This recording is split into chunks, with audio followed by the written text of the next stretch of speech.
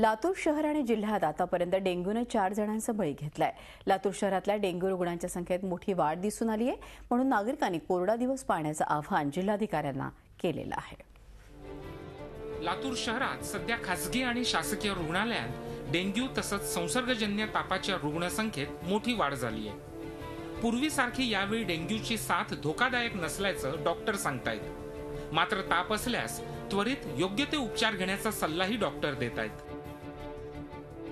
रोज 10 ते 15 patient dengue किंवा dengue सदृश आजाराचे आहेत आणि बऱ्याच पेशंटना ब्लड टेस्ट मध्ये पण पॉझिटिव्ह आलेले आहेत।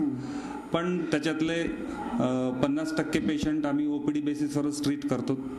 काही मोजक्या पेशंटना ज्यांना जेवण जात नाही, उलट्या होतात किंवा दुसरे काही त्रास होतात, पोट दुखतं, अशांनाच ऍडमिट करतो। लातूर शहरात सध्या 10 दिवसांआड पाणी पुरवठा होतोय, त्यामुळे पाणी साठवून ठेवल्याशिवाय पर्याय नाही। मात्र पाणी झाकून न ठेवल्यास डेंग्यूचे डास तयार होतात। डेंग्यूवर नियंत्रण मिळवण्यासाठी महापालिकेनं उपाययोजना सुरू केल्या आहेत। उघड्यावरती पाणी न ठेवणं हे जर केलं तर जो डास आहे डेंग्यूचा त्याची उत्पादकता कमी होते आणि डेंग्यूचा प्रादुर्भाव पण त्याच्यातून कमी होईल। 7 दिन से ज़्यादा अगर पानी आपके पास रहेगा तो उसमें वो मच्छर उसका वो जो अंडा है वो छोड़ने की वजह से डेंगू होने के चांसेस होते हैं। आप पानी 7 दिन से ज़्यादा मत रखिए। उसके बाद हम हर 10 दिन को पानी देने का हमारा चल रहा है। आपको पानी की कमी नहीं पड़ेगी।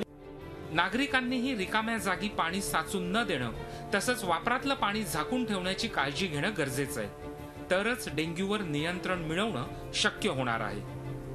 Shashikant Patil, Zee media, Latur. Zee 24 तास रहा एक पाऊल पुढे।